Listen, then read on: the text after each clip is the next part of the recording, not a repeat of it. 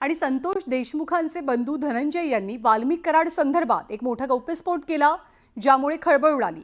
आका म्हणजेच वाल्मिक कराडची बी टीम सध्या सक्रिय असल्याचा आरोप संतोष देशमुखांचे बंधू धनंजय यांनी केला। बालाजी तांदळे, संजय केदार, डॉक्टर वायबसे आणि मोराडी हे चौघे जण कराडची कथित बी टीम असल्याचा आरोप त्यांचा आहे। बी टीम मधल्या चौघांनी आरोपींना वेळोवेळी मदत केल्याचं सुद्धा धनंजय देशमुख म्हणतात।